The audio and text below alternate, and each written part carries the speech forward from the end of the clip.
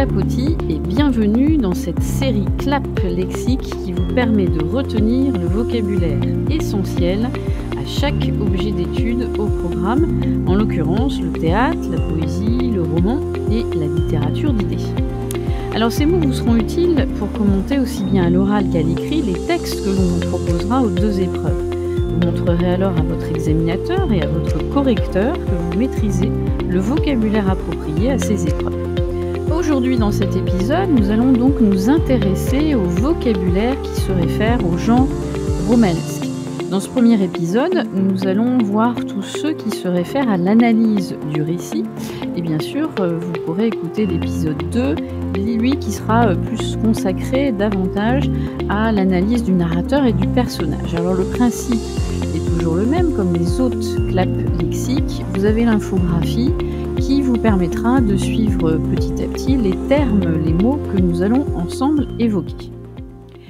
Alors, commençons tout d'abord par ce que l'on appelle le fameux schéma narratif. Vous avez dû en entendre parler depuis votre longue carrière de collégien et lycéen, mais on le rappelle tout de même pour justement, lorsque vous allez analyser un extrait, que vous évoquiez le point clé où il se trouve. Le schéma narratif, c'est tout simplement ce qui va déterminer la structure du récit, et on va évoquer la situation initiale, l'élément perturbateur, les péripéties, l'élément de résolution et la résolution justement de l'histoire. Alors la situation initiale, c'est tout simplement les moments qui, dans le roman, vont décrire la situation, vont présenter les personnages avant le début de l'action et qui vont justement permettre de fixer la quête du personnage. On y reviendra avec un autre mot-clé qui évoque effectivement le début du roman. L'élément perturbateur, c'est tout simplement ce qui va modifier l'équilibre initial et qui va déclencher le début d'une action singulière et qui va fixer la quête du personnage justement. Les péripéties, c'est tout simplement les actions qui vont faire avancer l'histoire, qui vont améliorer ou dégrader le sort du personnage principal, en l'occurrence le héros. Ensuite, l'élément de résolution, c'est un élément qui, dans l'action, va permettre de progressivement aller vers le dénouement final et va permettre au personnage d'aboutir à sa quête. Et puis la résolution, c'est la présentation du nouvel équilibre que va trouver le héros, les personnages, et qui indique qu'on arrive à la fin de l'histoire, qui peut être un échec ou une réussite. Voilà, donc ça c'est le premier terme assez simple que vous pourriez évoquer. Alors d'autres termes qui sont importants aussi, tout d'abord c'est l'analepse. Alors l'analepse, dans les techniques de récit, c'est le retour en arrière. On fait, alors si on se réfère à des termes cinématographiques, c'est le fameux flashback. Mais privilégiez plutôt, vous, ce terme quand vous allez commenter un extrait de roman, pour montrer encore une fois que vous êtes précis et que vous maîtrisiez bien le vocabulaire attendu. L'analepse, c'est donc un retour en arrière.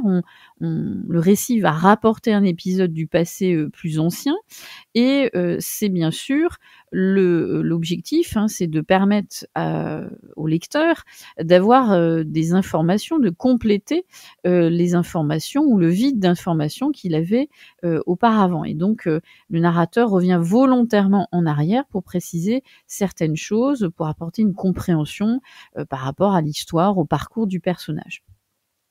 Et puis, vous avez un autre terme qui va de pair avec celui-ci, qui s'appelle la prolepse. Alors, si on est logique, ici, pro en avant, leps, ça vient de lapsus, glisser en latin. Une prolepse, c'est quand on va dans le récit se projeter dans le futur. Les prolepses dévoilent finalement la suite du récit ou une partie du récit.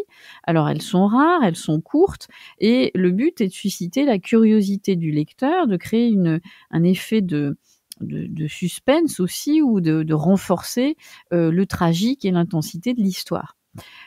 Ensuite, un autre terme qui va toujours de pair avec ces techniques narratives, c'est l'ellipse. Alors l'ellipse, c'est lorsque ça consiste en quoi? C'est lorsque vous allez, on va vous passer sous silence certains éléments de l'histoire, heu, faire en sorte que finalement il y a une sorte de trou, de blanc dans la chronologie des événements. et c'est vous qui allez combler le vide des informations créées par justement l'ellipse. Et c'est pareil, ça participe bien sûr de la dynamique du récit.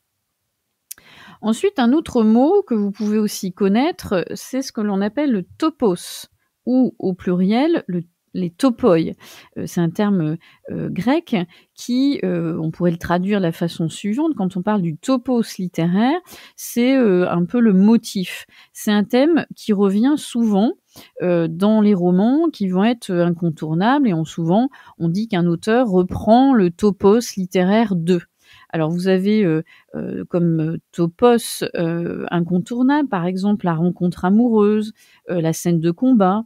Vous avez, donc, cette, sorte de réécriture, hein, que vont faire, les romanciers et pareil, ça va créer aussi, non pas du suspense, mais là, ça va permettre, au lecteur de retrouver, des thématiques incontournables. Donc on parle, c'est pour cette raison qu'on parle de topos littéraire.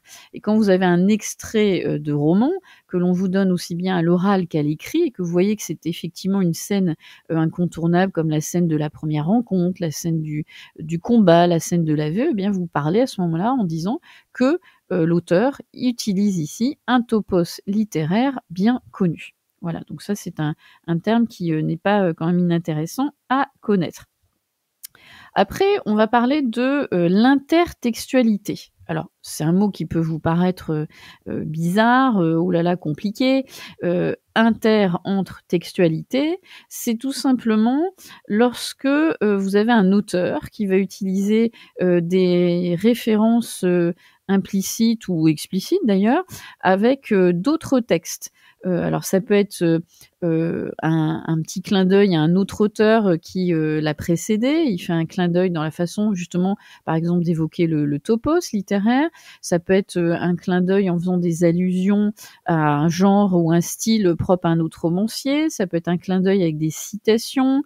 On peut, utiliser à ce moment-là, le romancier va utiliser plutôt, ce que l'on appelle une sorte de pastiche, c'est-à-dire qu'on va imiter le style, d'un autre écrivain et dans ces cas-là, on va parler d'intertextualité.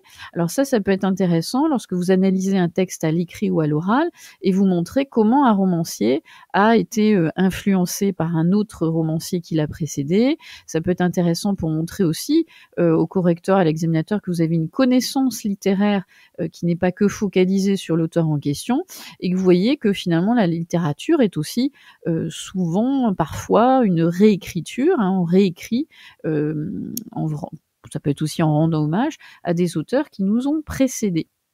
Voilà, donc intertextualité, ce sont les rapports implicites ou, explicites qu'un texte entretient avec d'autres textes. Ce terme donc est à retenir et se prête, hein, dans des textes qui font justement ces parallèles. Ensuite, après, ces termes-là, on va évoquer, la description. Alors la description, c'est un moment, qui est important dans le roman et Dieu sait si parfois vous dites que les descriptions sont trop longues, c'est ennuyeux, il se passe rien et pourtant, essayez de vous enlever un petit peu cette, représentation justement de la description dans le roman. Elle peut avoir, des fonctions, bien sûr, et constituer, quelque part, un instant, important dans le roman. Alors vous connaissez, et peut-être parce que vous l'avez étudié, les fameuses descriptions, balsaciennes, que vous trouvez, parfois, trop longues. Pourtant, la description constitue une pause dans le récit et peut avoir plusieurs fonctions.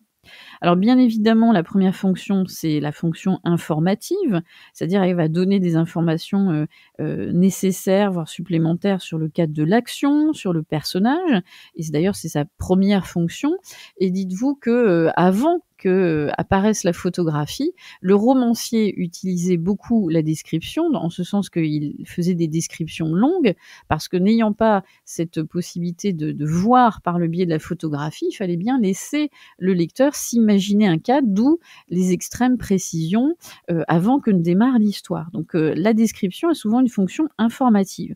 Elle a donc par conséquent, ça va de pair, une fonction aussi réaliste. Elle permet de créer un effet de réel et d'ancrer le le récit dans une réalité, qui peut être sociale, historique. Et donc ça, c'est pareil, ça permet aussi au lecteur de rentrer davantage dans l'histoire. Après la fonction informative réaliste, elle peut avoir aussi une fonction symbolique, en ce sens qu'elle va, révéler un élément, caché, important, de l'histoire, et ça, il faut que le lecteur justement, décode et en perçoive le sens. Alors ça peut être, la description par exemple d'un personnage par le biais de sa tenue, de sa façon d'être habillé, et donc, à ce moment-là, la description vestimentaire prend une fonction symbolique. Et elle peut aussi avoir une fonction argumentative, en ce sens qu'en décrivant, par exemple, le narrateur peut exprimer un jugement de valeur sur la situation, sur les personnages, et la description peut effectivement permettre de dénoncer, ou au contraire de faire l'éloge d'un personnage, d'une situation, d'un environnement. Et donc, vous voyez bien que la fonction n'est pas si, la description peut avoir plusieurs fonctions qui ne sont pas à négliger, ne serait-ce que pour, permettre votre, analyse précise, du texte. Les derniers éléments qu'on va évoquer, qui sont aussi importants, c'est, l'ouverture et la clôture du récit. Et donc là, vous avez 2 termes à retenir, ce que l'on appelle l'incipit et l'excipit. Alors l'incipit, ça vient d'un mot latin, incipio, je débute, je commence. Donc tout simplement, l'incipit, ce sont les premières pages, les premières lignes du roman, qui a pour but, bien sûr, de capter l'attention du lecteur et de faire en sorte qu'il va, rentrer tout de suite dans l'histoire. On distingue différents types d'incipit, et on peut, vous donner à l'écrit et à l'oral, ces types de début de récit.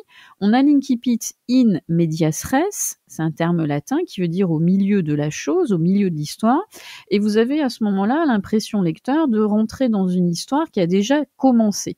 Ça, vous le retrouvez aussi, pour vous en souvenir, très souvent dans les techniques cinématographiques, la première scène, par exemple, c'est une scène, de meurtre. On voit la victime, étalée, par terre, du sang partout, et puis, on comprend, on a affaire, bien sûr, à les autres personnages vont être les policiers, et cetera, et donc ça permet d'être au milieu de l'histoire. Bien sûr, il s'est passé quelque chose de tragique, avant que l'on découvre l'histoire, et ça a pour but de, susciter, l'intérêt. Pourquoi? Tout simplement se dire, qui a été tué déjà? Pour quelle raison?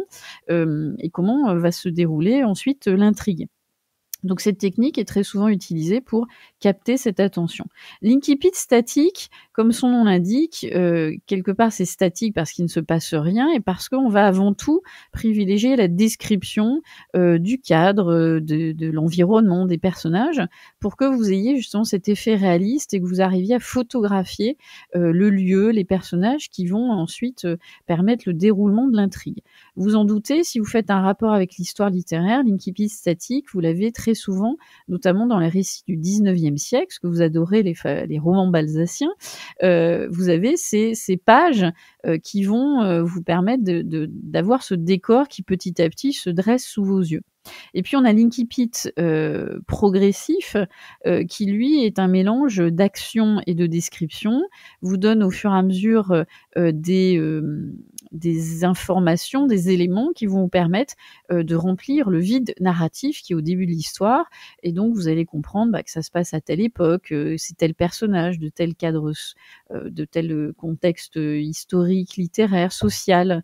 Donc ça vous permet de plonger petit à petit, de façon, progressive, dans l'histoire.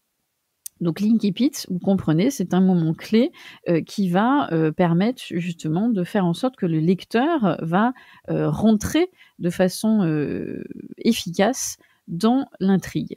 Et puis à l'inverse, si on peut dire comme ça, vous avez le début du roman, vous avez la fin du roman, l'excipit, c'est-à-dire, on sort de l'histoire et il marque, cet excipit l'aboutissement, du récit, de la quête du héros éventuellement, et il a pour but de fixer le sort des personnages et de donner, du sens à l'œuvre. On clôt l'histoire, on referme le livre et on retient, telle ou telle chose des personnages, telle ou telle morale, tel ou tel sens éventuel. Mais attention, parfois l'exquipit peut avoir ce qu'on appelle une fin ouverte, c'est-à-dire que l'histoire se termine sans se terminer. Alors il y en a qui adorent ce principe-là, il y en a qui détestent parce qu'ils restent sur leur fin, comme on dit. Et cette technique de fin ouverte est souvent utilisée par les romanciers dans une, bien sûr, stratégie bien particulière pour que le lecteur, finalement, aboutisse à ses propres conclusions, imagine lui-même l'avenir des personnages, et donc ça permet aussi, c'est une technique qui permet de finir sans finir et donc peut-être de créer aussi, un effet d'attente pour peut-être une suite éventuelle. Voilà, donc dans ce premier épisode, vous avez découvert ou revu les termes qui se réfèrent sensiblement à tout ce qui est propre à l'analyse du récit. Essayez de les utiliser à propos dans vos analyses orales ou écrites pour bien montrer au correcteur ou à l'examinateur que vous maîtrisez tous ces termes qui sont attendus à la fin d'un cursus de première. D'ici là, je vous donne rendez-vous pour la suite, c'est-à-dire l'épisode 2 centré sur le narrateur et les personnages, ou bien vous pouvez aller bombarder dans d'autres épisodes de Clap Lexique, ou d'autres séries bien sûr de Clapotis. Je vous dis donc à très vite sur Clapotis.